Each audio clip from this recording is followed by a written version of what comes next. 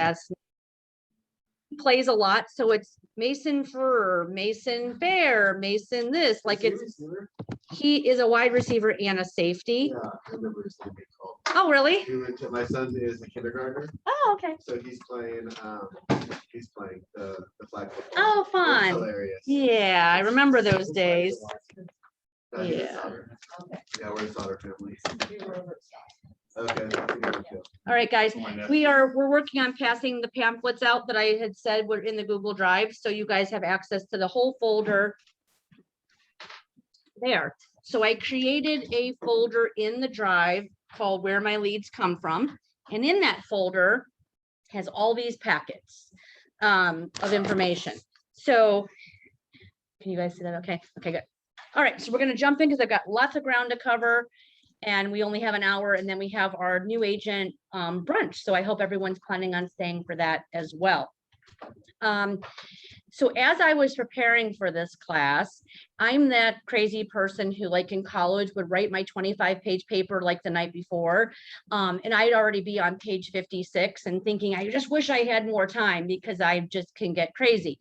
So I usually, when I pick a topic, I know it sounds crazy. Some of the things that we do in training are stuff I've done many times before, and some stuff I just am creating as we go. So this was one of those. So when I started preparing for this class, because I said to Caitlin, so I love your little girls in the post that go like this, where do my leads come from? Because I said, I'm so glad because that's me, because I don't know yet. I haven't created the class yet. So I created it yesterday, and then I realized that I had so much information to share with you guys that I've kind of decided from all the stuff that I just passed out. And then for those of you on Zoom or anyone who didn't get a packet, it's in the folder in the drive, that this is going to be a kickoff to a series, because there's absolutely no way that we're going to get through all that stuff today. So I thought, wow, wouldn't this be a great idea? So lead generating is probably the most important thing to your success. If you don't have leads, you won't sell houses. So when people say to me, I don't know what's wrong, I don't know why I haven't sold anything, I don't know what's happening, because there's usually lots of confusion, because I know that people get their license and they think that they've gotten a job. And I'm sure you quickly find out that you didn't. You're not an employee of Keller Williams, and you're not leaving on Friday with a paycheck. You are an independent contractor and you're 1099. You have opened a business. You haven't even started a career. You've opened a business, no different than if you opened a gym, a hair salon, or a restaurant. And the business is you. We're here to, and let me tell you, here at Keller Williams, I can tell you for certain, because I've been at other companies, we are way overachievers in giving you guys the systems and models. If you still aren't selling houses, it's because you're not either implementing the things you're learning, and you're not working enough on lead generation. You have to have leads to sell houses. Those are the people you sell houses to. So that's why I even thought this is the topic that we need to be doing right now. I do different types of this kind of topic throughout the year. But I know the big question lately, because we have an overabundance of brand new people and transfer agents, is where do my leads come from? So we're going to kind of touch on that a little bit today. And since I just way blew out my information with all kinds of stuff, that's why I thought we're going to break down some of these packets that you guys have. And forgive me, I now don't have any in front of me, but that's okay. They're each individually a class in their self, really. So we're going to kind of just touch on that. And then I really want it to be communication and asking questions and talking about, you know, where your leads come and experiences that you have and any questions. So please, I don't like to be the teacher in the front of the room like we're in high school and I'm doing all the talking. I really always want our stuff to feel like a workshop where we're interacting. Even though I just gave you an abundance of information, we're going to break those down into topics throughout the rest of the year. So each one will be its own hour class as well, so that we can dig much, much deeper. All right. So let's go ahead and get started. Amy, if you wouldn't mind, you might not be able to do, I need to do attendance at some point. So I'll need to take a minute and do attendance at some point, guys, and I'm going to be talking and, everyone stay on so I can at least track you before you log off. The Zoom screen shifts every time someone comes in and out. But in any case, all right, so where do my leads come from? So I'm going to ask you guys. So somebody shout out where they think their leads come from, or where you hope your leads come from, or where have your leads come from? Anybody? Go ahead. What's that? So Mary Lou said friends, family, so your SOI. So we know leads do come from your SOI. So on this sheet here, so when you guys go into the drive, this sheet here that I created says, it does say SOI. So SOI could be a combination of things. It could be friends, it could be family, it could be people that you know from different places. So that's a broad range. So for sure, in your database, whatever your CRM that you're using, whether it be Command, whether it be Boomtown, or just a pad of paper with some files or an accordion file. I know Andy, I don't know if he's on here. I love that Andy uses the LP Mama script as a basic registration for each of his buyers, and he has them alphabetical in an accordion file. So that's where his database is. And so wherever that might be, you should have a database and a place to put them. And if you have a SOI, and everyone does have some kind of an SOI, if you aren't tracking them and finding out what contact information do I have from my SOI, and then doing something about it, just simply having an SOI doesn't bring you business, right? So with SOI, like anybody else, that is one column in your database or one tag or whatever. And so I like to look at my big database as a series of columns mentally. I like to put things into compartments. It breaks it down for me much easier to look than looking at the big whole picture. I'm that person, if I can't do the whole pile of mulch today, we aren't doing it today. I'm not just doing, and I will bring out spotlights. My neighbors think I'm crazy, and we're doing it until this is done. So I look at the big picture is very overwhelming. So when you break it down into compartments, it makes it much easier. So your SOI should be in a database. And then you need to see, what do I have of content information from them? For those of you using Command, you have a health report, and your health report is based on the information you have in Command, but each of your contacts also has a health report with a little gauge on it. And you'll be in the red if you only have a name. You'll still be in the red if you only have a name and a phone number. You start to get into the yellow and the green, the more content information that you have for them. So you can gauge by the health report as well. So now I have my SOI and I have that list of people. I've put them into Command or some other CRM. And now I need to say, what do I need of theirs that I don't have? I have their name and their number. Well, now I need to figure out how I'm going to get their email address and then their home address. So don't forget to utilize Realist in the MLS. You can type in anybody's name to find their address. And you can do the reverse if you're farming an area. If you're farming a neighborhood and you want everybody's name on a street, you can go into Realist and just type in a street name, and it'll pull a list of everybody's name on that street and then their actual street number. So utilize that in the MLS for sure. What else? What else? Who else are our leads? Where else do we get our leads from? Eric. Just your the people that you've helped. So your Past clients. Past clients. I had a past client go talk to a neighbor and gave me a listing from that. That's awesome. So past clients. Then that client gave me a listing from somebody else. Wow. That she knew. So you got a lead from a past client, and then you got a referral from that lead. That's awesome. So we should be able to get at least 2 referrals out of every past client over the course of knowing them. And if we want their repeat business, we want to have clients for life. We can't just drop the ball on our past clients. And you guys are in a really good place of starting from scratch. So one of your other databases, and we'll do a class specifically on database building, is going to be past clients. So you should have a tag or a column or a category or whatever it is that you're doing to mark and identify each person is your past clients. And just like your SOI, make sure you've got all their contact information. I'm sure if you sold them a house, you do. And then it's about, what do I do with them? It's not just simply about having the information. It's now, what do I do? And how do I use that information to get me more business and then repeat business? Paige got to come on an appointment with me to a past client that's a past client, because I've helped them for 15 years buy and sell. They love to bounce around frequently. So we have probably had 6 transactions together. And they still call me every time, even though they decided not to build right now because costs are up. When they decide to move forward, they're definitely going to still call me. And then, even though I've already been to their house because I sold it to them, we went out and I still took notes and I did the CMA and all of that.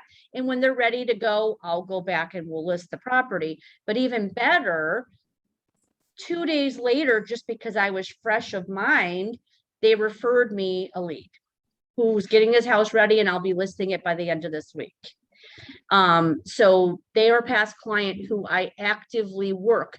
They're also in my what's called top 50 database. So in addition to all of my databases and all of the different categories or tags, I have a top 50. My top 50 will never be 51, but it might start out at 20, and that's okay. So the definition, and again, we'll do a whole class on this because we're going to touch on a bunch of stuff today. And then we'll dig deep throughout the series moving forward, is how I identify my top 50 is this: they will and have used me as their agent, and they will or have refer me business. So that means that they're a past client, probably, for one thing. So they're in my past client database and my top 50 because they've used me before. And they will refer me. So maybe it's a friend of mine who I've never sold a house to, but they refer me business. So if they refer me business, then they're in my top 50. So every year there's people coming in and going out, coming in and going out.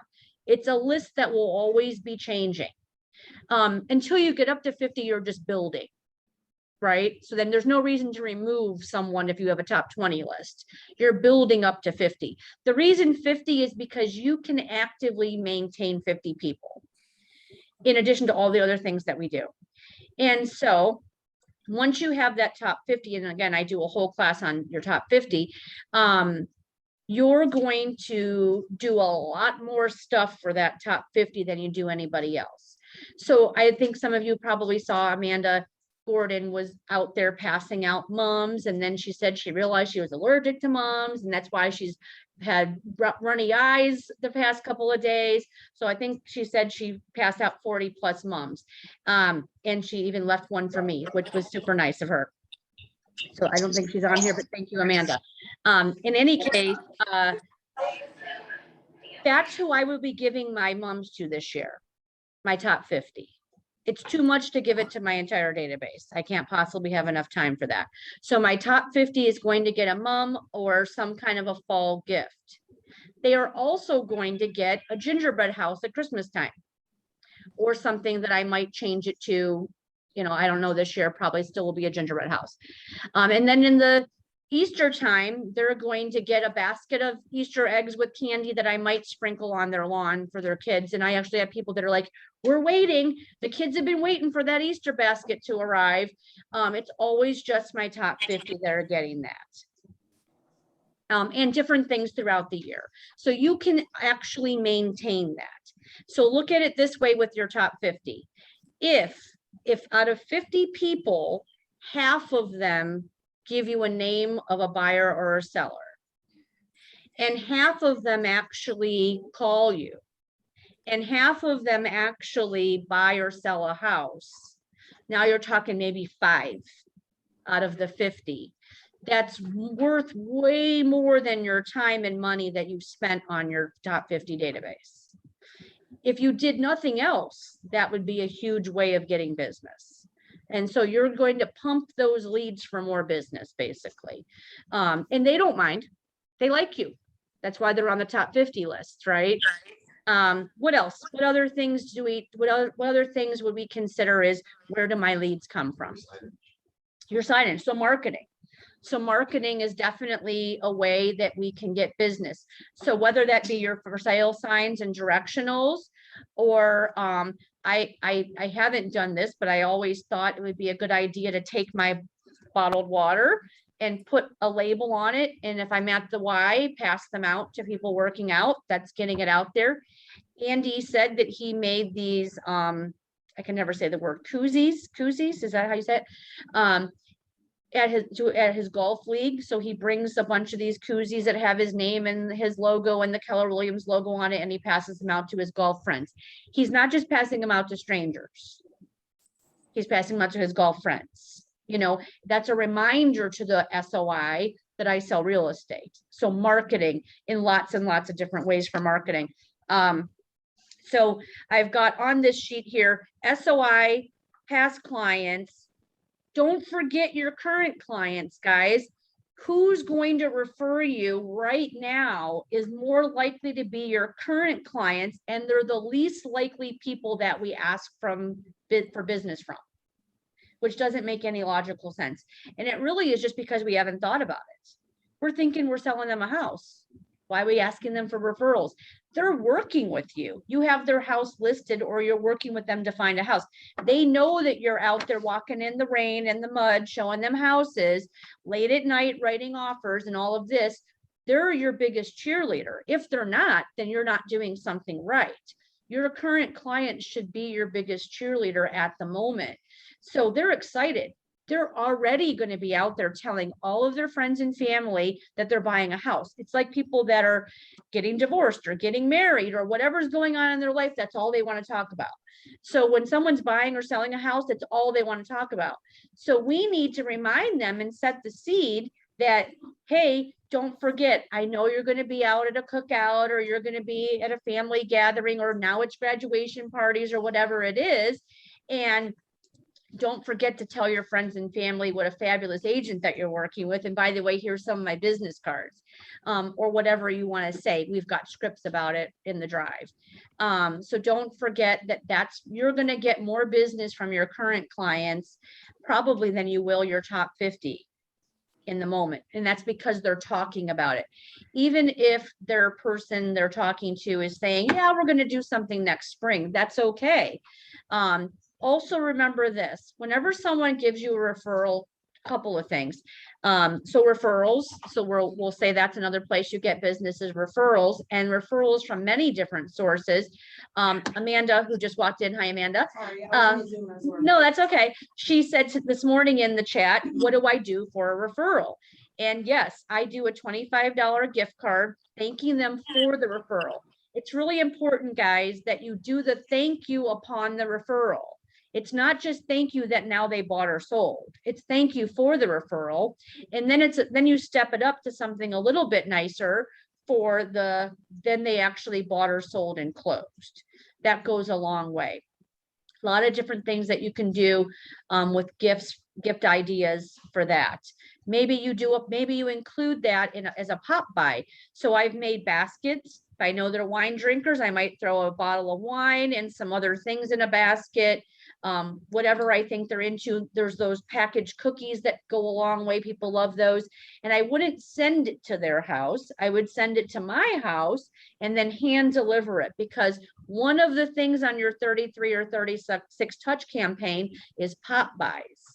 So now you have an opportunity for someone who gave you a referral to add them to your top 50 list and do a pop buy with a thank you gift when the person has bought or sold their house, in addition to the thank you gift card that you mailed them for the referral.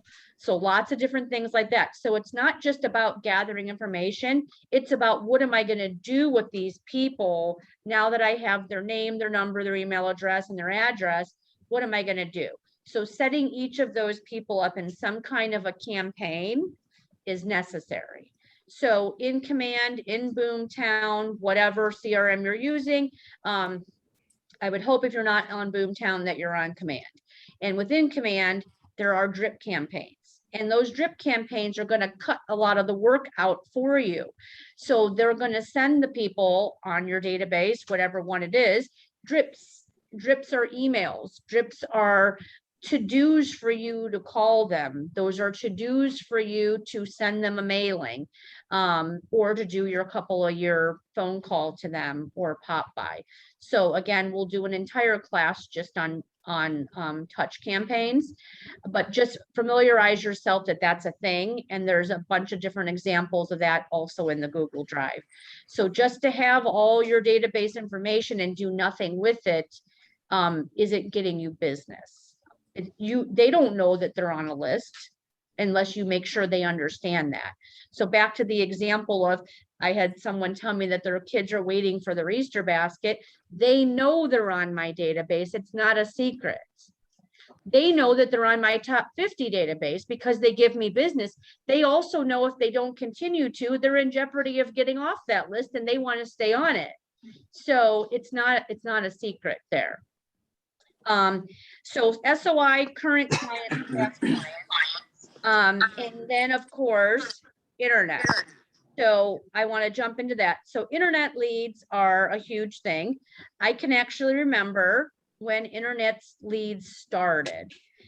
And I can remember at the company that I was with at Cutler, the person who I worked with said to me, do you even want to bother with internet leads? Like, if it's going to be a waste of your time, I'll give them to this other person. And I thought about it. I did. I thought, yeah, it seems like they're just not serious. And it seems like it's a lot of work for nothing. But then I thought to myself, what if this is the new way that we're going to get leads in the future? And if I pass up the opportunity to take the internet leads and she gives them to somebody else, I could be potentially like, oh crap, I should have said yes. So I said, yeah, I guess I'll dabble in the internet leads, which then we now know, fast forward 10, 12 years, some people, their entire business comes from internet leads.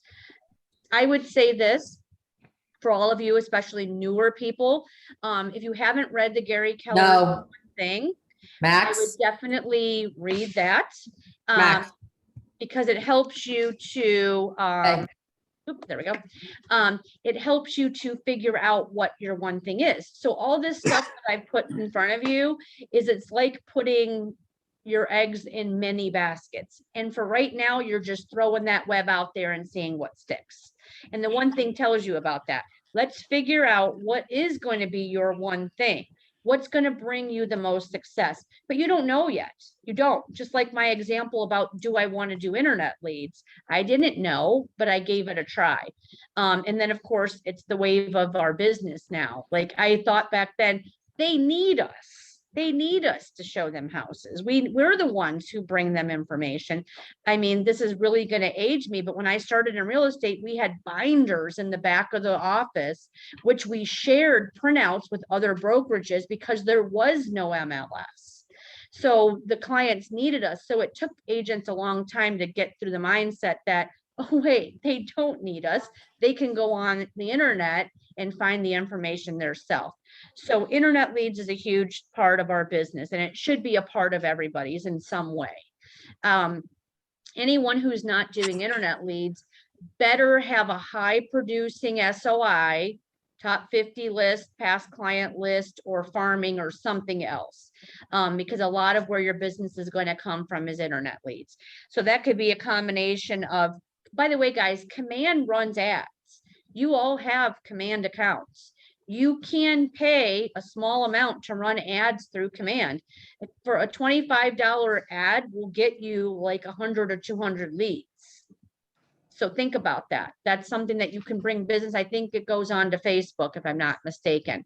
So you can purchase leads through Command. And what it is you're purchasing ads that bring leads to your system. So there's that. A lot of you are using Opcity. Some people have heard of Opcity. They haven't signed up for it. there's no reason with internet leads to limit yourself to one source. Unless you're actively producing from that one source, you want to probably try some other things too. Boomtown is a internet-based lead system. Market Leader, some of you I know have had some good success with Market Leader. Some of you haven't had good success with Market Leader. Again, keep this in mind. All the internet leads are the same. Don't let Zillow lie to you that their leads are somehow superior. The reason why people spend thousands of dollars a month on Zillow leads is because they're the biggest known internet company that gives them advertising on houses. People just know. You order from Amazon, you look on Zillow for houses. We know that now. They've been able to create an environment where people think of Zillow even though they're talking about realtor.com. You know how many times I'm on a listing appointment and they say something about Zillow, but really they meant realtor.com. But Zillow's stuck in their head. You know, it's like a figure of speech now. So they've created an environment to have agents pay them lots and lots of money because they have them convinced that they're better leads. They're all internet leads. They're all the same. The only difference is I began, or I've been looking, or now I'm at the end of the road and I'm ready to buy. It's all about where they're at in the stage of their pursuit to buy or sell. So they're all the same. And I can tell you with certainty, all internet leads bring the same return. It doesn't matter what the source is. It's 3 to 5%. If anyone's telling you that they have a higher percentage, they're lying. It's 3 to 5%. So that means I need to speak to 100 internet leads before I get 3 to 5 sales out of it. If you have the right CRM in place, a lot of the follow-up is done for you and the reminders are there for you. It's a small amount of time to follow up with 10 people through a CRM. To have the payout be thousands of dollars when one pops. And a lot of you have heard me say this. The way I look at internet leads is this. It's a hallway, a classroom, let's just say in the school, hallway of people. And I'm trying to move everybody from the left to the right so that I can get them out of my way so that I can find that 3 to 5%. If I don't do my follow-up, they're lost in that pile. I need to figure out who they are. How I do that is nurturing and following up. And know that it's a long-term thing. Depending on what stage an internet lead is in, when they go on to the site, they could just now start looking.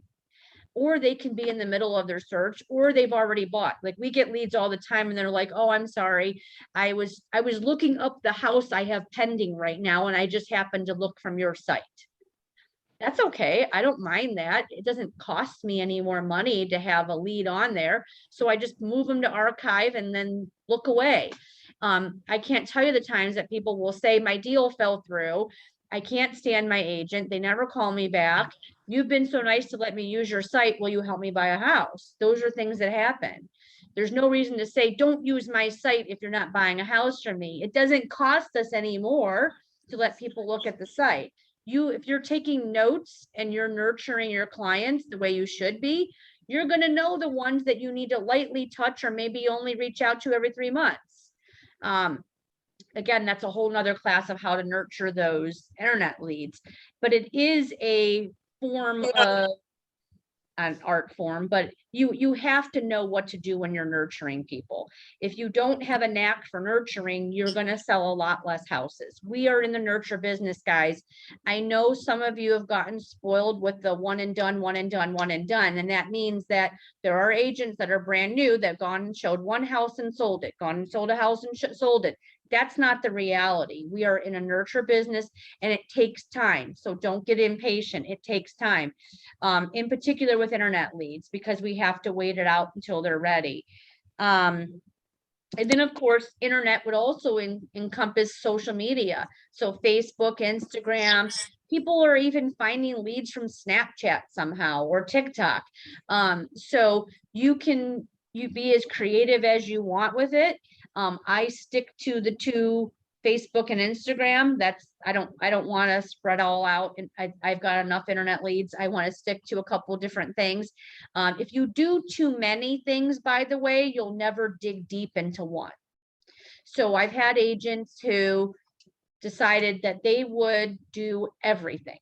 They paid for every service, they're doing everything, they're farming, they're working expires, they're working internet leads and all these different sites, and they still can't sell a house because now they're spending too much time getting wide and not getting deep.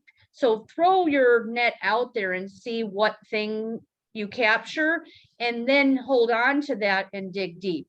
You've got to get a focus. You can't just be loosey-goosey all over the place, because that's not going to create success for you either. You've got to dig deep, and that's where those campaigns come in for the to-dos. If you're not nurturing leads and all around, you're not going to get business from them. Questions on any of that so far? Make sense? Farming. So we've got a packet there on farming, and we'll do a whole class on farming. By the way, guys, all this information in those packets, I did not spend yesterday creating. I only spent time creating this one piece of paper. All of that came from Connect. In your command website, there's something called Connect. In Connect is KWU or KW training. So there's two different things through Connect. There's KW University and just KW training materials. All of this stuff is in there and much, much more. I really would have broke the printer if I kept going with the information that I wanted to continue to print. So you don't need me to print it, and you don't need me to upload it to the Google Drive, because you already have it in your Connect through command. There's videos, there's materials, there's all kinds of ideas about any topic you can imagine. Hundreds and hundreds and hundreds of lists of everything that you can possibly think of. If I'm ever short of an idea, which by the way doesn't happen very often, but if I am, I dig into Connect and start scouring for ideas for a class. So anything you can imagine is in there. So please, even if you use a CRM someplace else, I still use command for lots of stuff. One of them is information and materials. So please don't forget to utilize your command accounts. You get them when you're a Keller Williams agent, so you may as well. So there's a whole packet on farming there. So farming's another way we get business, and farming can be something that you can do a couple different ways. I'll tell you what I do with farming. One, it's pretty simple. I farm my own neighborhood. Makes it real easy. I live on a circle and I farm the circle, and then I go wide from there. And so the ideas are endless for what you want to do, but just like anything else, you're going to have a database in your command or in your Boomtown or whatever CRM you're using, and you're going to label it farming. And now you're going to start collecting information, because think of it as you're building that new database, which is labeled farming. And so now I should be keeping track of every single person that I send a mailing to. Otherwise, it may as well be as good as in the trash. I want their name and address, which I can find on Realist, and I'm going to put them into command. And if I don't have their contact information, meaning their phone number and their email address, which I probably don't, I need to figure out how I'm going to get those other two pieces of contact information, because if I just have their address, it's going to cost me a lot of money, because that means I'm going to have to either hand deliver door hangers all the time or send out mailings, which cause me postage. That's okay for a piece of it, but if I'm counting on that for every touch, it could get very expensive. Only a couple of the touches should be mailings. The rest of it should be easy, that you can set them up in a drip campaign, but you need their email address. Well, how do you get their email address from farming? Well, again, knowing this, farming, depending on what you're farming, your own neighborhood, a particular area that you want to focus on. I also do this. Whenever I sell a house in a neighborhood, I farm that neighborhood. So I add that to my list of farming, because what I'm going to do is I'm going to send out 10 handwritten note cards every single week to all those neighbors, letting them know that I sold like my villa in Mudbrook. I'm going to start doing that once it closes again. And I'm going to send out to those neighbors, I sold a listing in your neighborhood, and it's not just going to be a just listed postcard. Everybody does just listed postcards, be different. I'm going to do a handwritten, very short handwritten note card. I can tell you from my own experience, if it's 2 sentences, I will read it. If it is more, I will not. If someone sends me a letter that is longer than 3 sentences, I will not read it. I will not. I'm too fast moving. I'm a high D personality. Your high I's are never going to read it. You might have a chance with your S personalities to read it. And for sure, your C's will not just read it. They'll bring the whole family for a meeting to go over it together. Not kidding. So keep that in mind if you don't know your subject and who they are and whether they'll read it. So you don't want long letters. You want something short and simple that even if they glanced it, they got the message. And the message in that handwritten note card is this: I sold your neighbor's house at blank. We sold it in 1 day for full price or 10,000 over asking price. This is why I do it after it closes, because now that's public information. And it's simply this: if you'd like to see how your property compares, please let me know. And I include some business cards. 10 a week until I finish the neighborhood. And I'm adding them all into my database, because now I've got, so when someone says, I don't have a database, I don't have anybody I know in the area, you just moved here from California, you know? So there's a lot of very high producing agents and teams that didn't grow up in Canton, Ohio. I didn't grow up in Canton, Ohio. And you start to grow from those kinds of things, right? So utilize that and then get them in some kind of a touch campaign, because I can tell you one touch doesn't do anything. It's got to be some kind of thing where you're reaching out repeatedly. So how can I get their email address and phone number? So every piece of print or marketing should have a call to action on it. A call to action is I'm asking you, Jeff, to do something. And what I'm asking you to do is reach out to me with your email address and or your phone number. And I'm going to reward you for doing that, because I'm going to enter you into a drawing for a $25 Amazon gift card or something. Or I'm going to give you a free market analysis. So it doesn't always have to be stuff. It could be, if you'd like to hear more about the value of your home, or if you'd like me to set you up in a free market snapshot, reach out to me at this number or email address. And then, or just simply text me. Then I've still got their phone number if they text. If they don't want to call, let's make it easy on them. They could just text or email, and then now I've got their email address.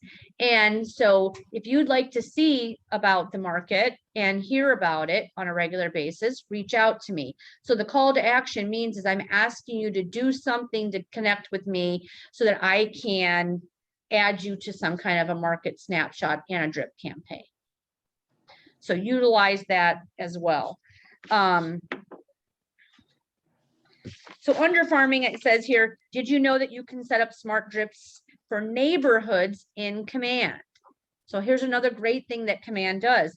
You can create neighborhood searches with a radius or just by name to be able to do market snapshots to friends, family, past clients, anybody. This isn't limited to farming. So that's another touch. So if I sold you a house, if I sold Amy a house and she's now my past client, one of the ways I'm going to touch her throughout the year is I'm going to set her up in a market snapshot of her new neighborhood so that she can continuously, but only once a month, see what's going on the market. And it's just going to be an email. That's one of the touches in the touch campaign for a past client, but it's also one of the touches in a campaign for a farming person who gave me their email address or whatever.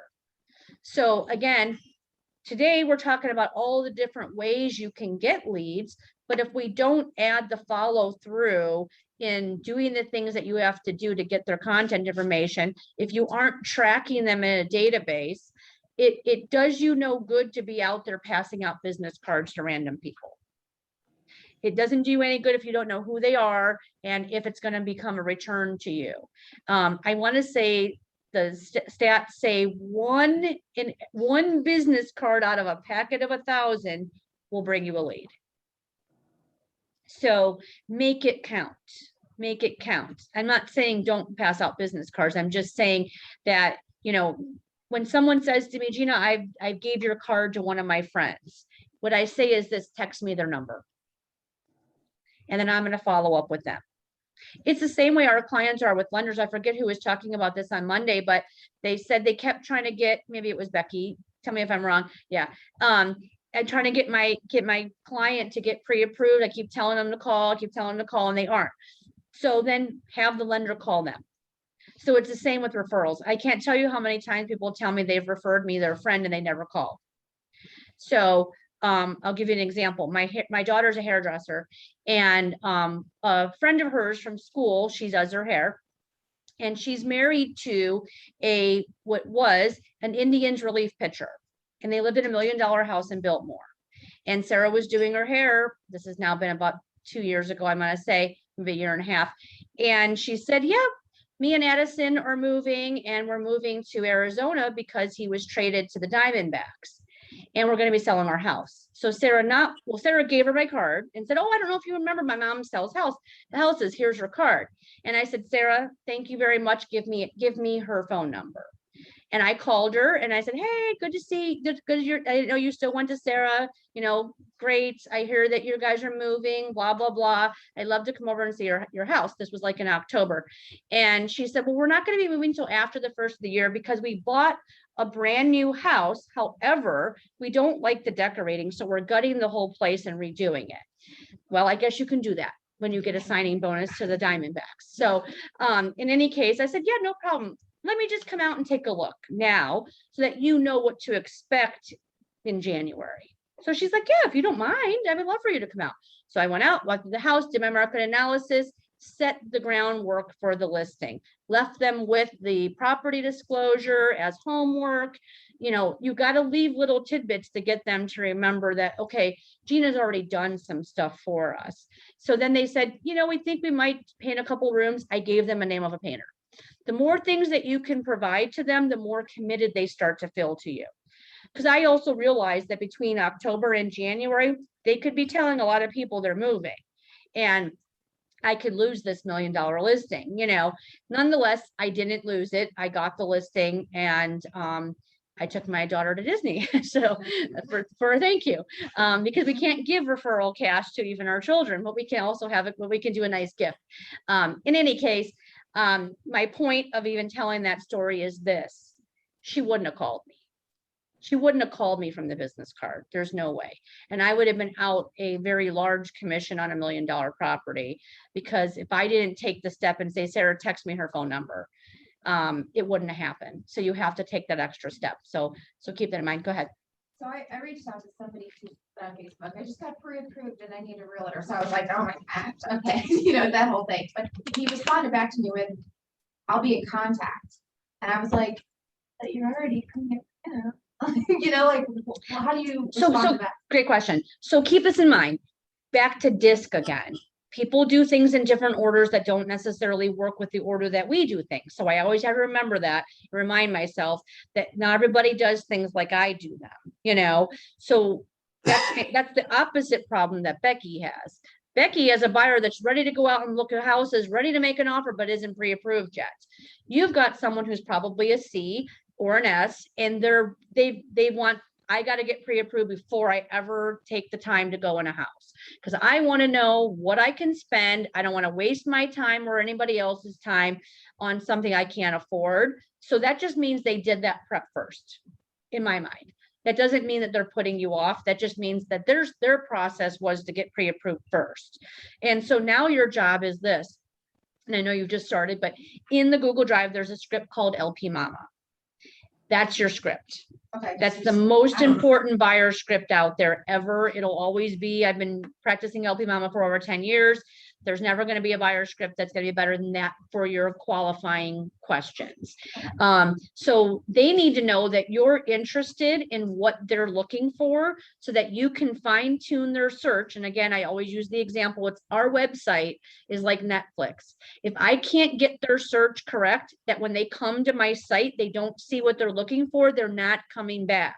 If I go to on my Netflix account and it doesn't have something I'm interested in, I'm a little annoyed. No, I don't want to watch that stupid show or that movie. I might not go back. I might sign up for Hulu because they're not giving me what I'm wanting. And Netflix has an algorithm to know what I would be interested in. So your website should be the same. You are the algorithm that needs to figure out what is their search so that you can keep them coming back to your site. And then you do a nurture campaign and follow up accordingly. Okay. Already mentioned the realist. Open house. So open house is another huge way of getting leads. Keep in mind, guys, the past year open house hasn't been as two things about it. Very busy open houses on one hand, but less of them to do. Partly because sellers used to think they had to have their house open because there hasn't been any showings, and gosh, what do we need to do to get people in here? Let's do an open house. By the way, the answer to that is if they didn't schedule a private showing, an open house isn't going to trigger them to come. However, we do open houses to satisfy our sellers, but also to get buyer leads. I have sold one house in my entire career from open house. One, meaning they bought that house. However, Chris DeGasperis could tell you that his very first sale was from open house. However, he didn't sell them that house. Through talking with them, they mentioned there was a condo around the corner they were interested in. So he scheduled it. Thankfully, it was vacant, and he met them after the open house ended and he sold them that. Open house is a great way to get in front of live people that are raising their hand. Who's two people that are raising their hand? That is a buyer and a seller. A person who enters an open house is raising their hand, and a person who sticks a for sale by owner sign in their yard is raising their hand.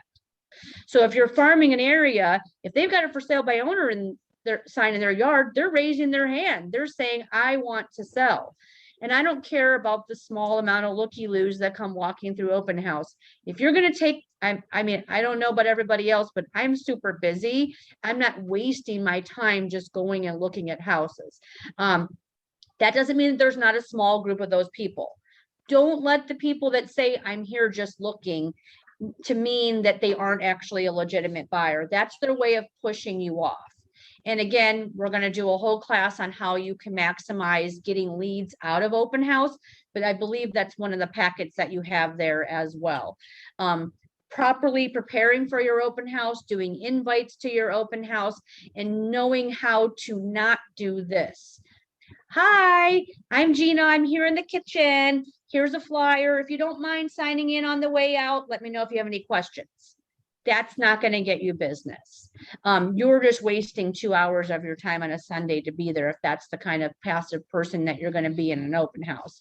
You should be using that LP Mama script. You should have a stack of them on a clipboard and roll with it. This is not their house. This is not your house. You're representing someone's home, whether it's your seller or somebody else's. You have the right to walk through with them and ask them questions. I don't care if they say, I'm just looking. Go ahead. I did a house for Sheila, Yeah. and she said the one way to get everybody to sign in and at least put their name and email is to tell them that the Seller buyer requires it. is required. That's right. it. And Yep. they all did. Yep. Like everybody, I just told them, you know, like, she just would like for this to be the way it is. And then Yeah. And people so- will, like, people will actually do, unless they're a really, even jerks will do what you tell them to do. Unless they're a really big jerk, they might not. But most people will do what you tell them to do. So if I said to you, hey, Paige, or hey, I'm Gina, hi, nice to meet you. Hey, if you don't mind, my seller requires that everyone sign in. So before we even proceed, will you mind signing in? So it's not a go look around and sign in on your way out kind of thing. So I also challenge you guys, I'll mention it now because so many of you are here. Obviously, I can't believe it. September's almost over. Our contest for October is going to be who attends the most open houses. So you're going to get a count for holding one, shadowing one, or just going out and looking at them. Go to open houses, see how people are doing it, see what they're doing wrong, see what they're doing right. You learn as much from someone seeing what mistakes they're making as you do for when you get ideas from people with great open houses. Because I can tell you, whenever we've done this contest, I love hearing the reports back about the crazy stuff that they have experienced from other agents at open house. Some really good, some really not. So you'll learn from that as well. So you can really get a lot out of open house, even if it is just another database. So now I have a new database that's labeled open house. I've got names, numbers, email addresses, and maybe they're right, maybe they're not. Also, here's a little tip. Always sign in with a fake name, number, and email address on line 1. We are a monkey see, monkey do society. You all know why. You see it out there right now. And so if you have the first person just put their name and they don't put their email address, I've tested it. Nobody else will put their email address. They follow the person in front of them. It's crazy. The first person that signed in put their name and then their email, and then everybody followed. Exactly. Nobody put a phone number. It was just name and It's email crazy. around. It's crazy. I mean, when it happens to you, you're going to laugh because it is. And so I also do this in the middle of the list. If someone leaves off a phone number, everyone beneath them will do the same. They don't look at the top of the list.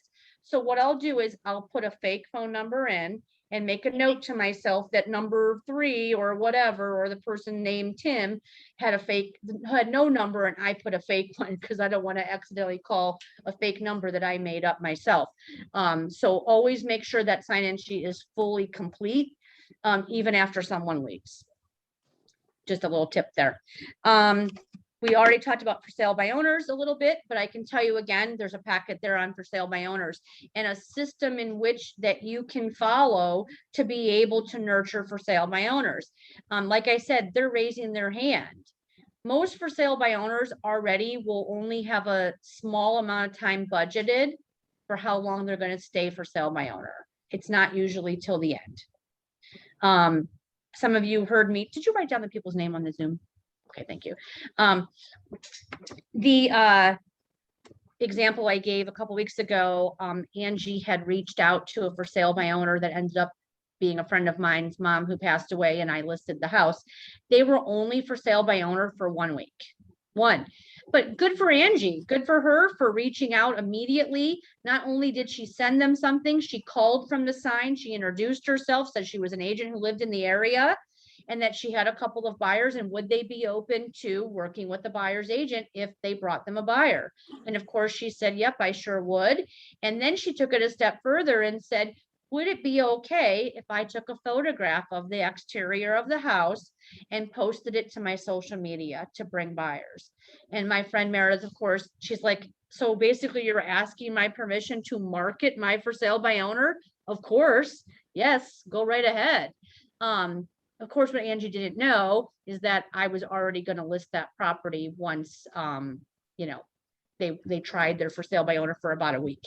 And really quickly, the seller, a couple of things happened with for sale by owners. One is this, oh my gosh, I can't be on my phone 20 million times a day when people are calling with questions, nor can I stop everything I'm doing and run over there, especially if it's not their own house, and show it, or get out of here with my family and dogs and whatever, and then be here to show it. I got who's watching my kids when I'm showing my own house? Who's going to take the dogs around the corner when I'm showing my own house? That's something that for sale by owners haven't thought through yet. Here's what they thought. I'm not paying an agent for something I can do myself. I'm going to stick the sign in the yard, put it on Zillow, and then they don't realize all the process and really what we do. So it is short-lived in most cases with for sale by owners. And here's a little tip. Run a search every single day on Zillow for sale by owners for the area and price range that you want to market to. Put in that criteria on their for sale by owner. And now you have an address a name and a phone number and maybe even an email address. So it's all given. Why not take back from Zillow what they take from us, right? So take their for sale by owners from them and market to those people. We have a whole series of scripts in the drive on what to say to for sale by owners and when. So there's that. Expired listings. Expired listings is kind of a thing of the past because everything's selling so quick, but that doesn't mean that there aren't some out there. And again, on that same for sale by owner, I think it says for sale by owner / expireds and what you can do to put a campaign together. There are agents that have created a huge business for themselves simply on expired listings when we had expired listings, which someday will probably come back, but I hope not. So there's that. Door-to-door knocking and door hangers. So everyone knows you cannot put something in someone's mailbox. You can't hang something on their mailbox. If you hang it on their little thingy, their flag, that's no different than violating the laws on putting it in. You cannot.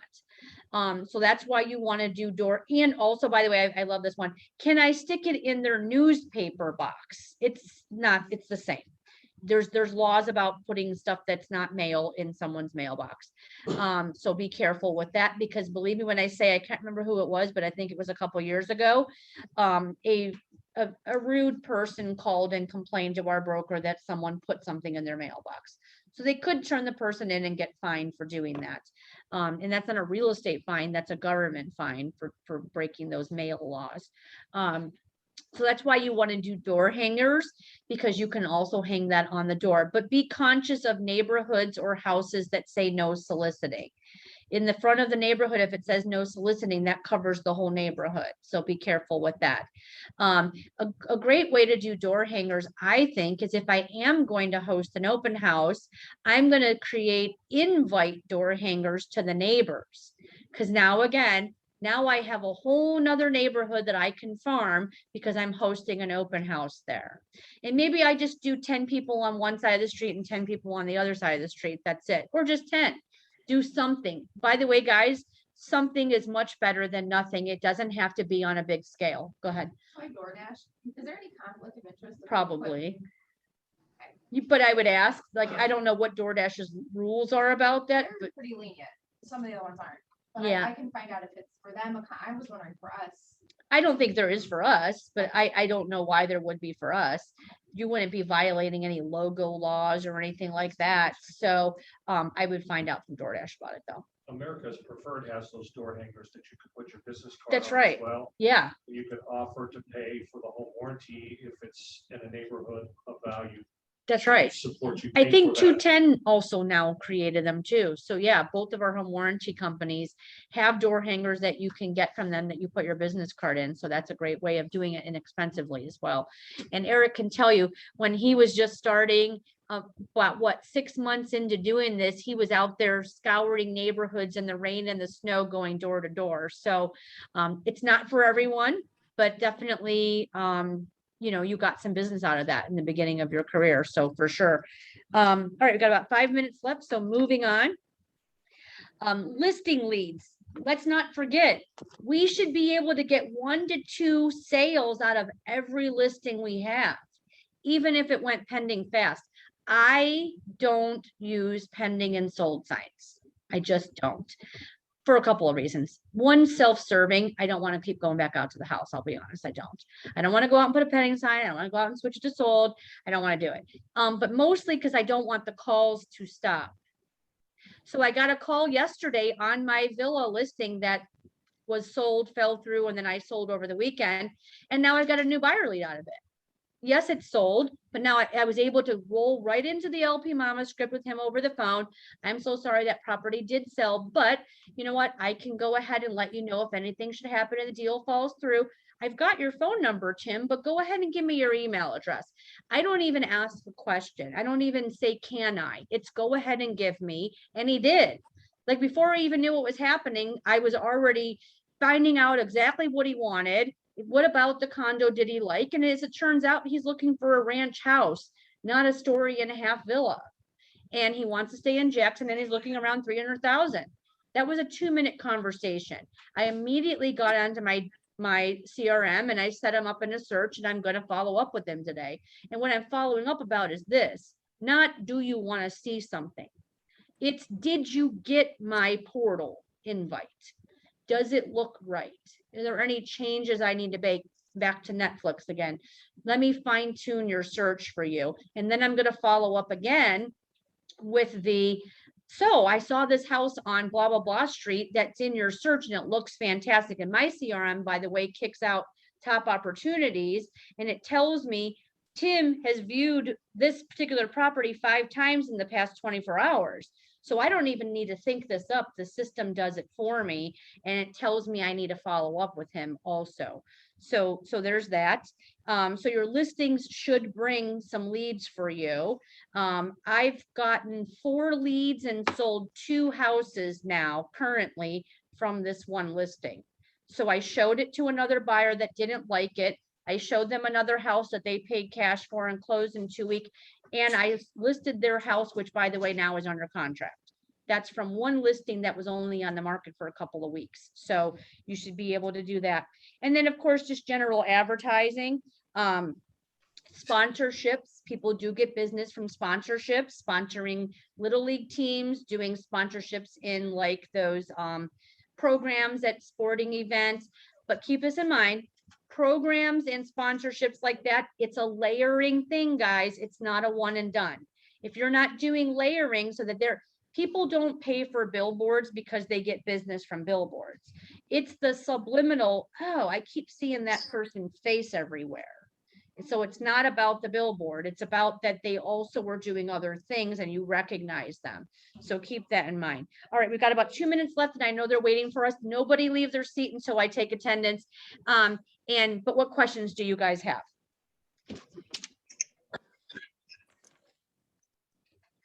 Nothing? All righty. Thank you, guys. Hey, Tina. Uh-huh. Tina, it's Terry Farron. Hi, Terry. Can I call you when your class is done? We have a new agent brunch from 11 to 12. Can I just give you a ring after that? Yeah, that'd be fine.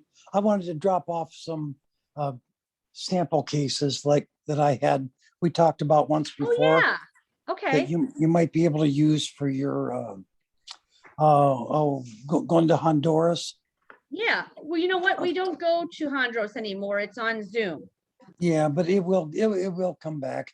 Yeah, please But- feel free to do so. That would be Yeah, but- fantastic. Thank you so yeah. much. They'll be just really nice displays that you can make out of them. All right, fantastic. I remember exactly what you're talking about because we had talked about that at Yeah, Honduras. I'll drop them off in the conference room there or whatever, the training room. And Okay, you can take a look at them when you get a chance. thank you so much. Okay, hey, and your class was just great. Thank you. Thanks so much for joining. Yeah. Okay, all right, have a good day. Have a great day. Thanks, Bye. guys. Bye-bye.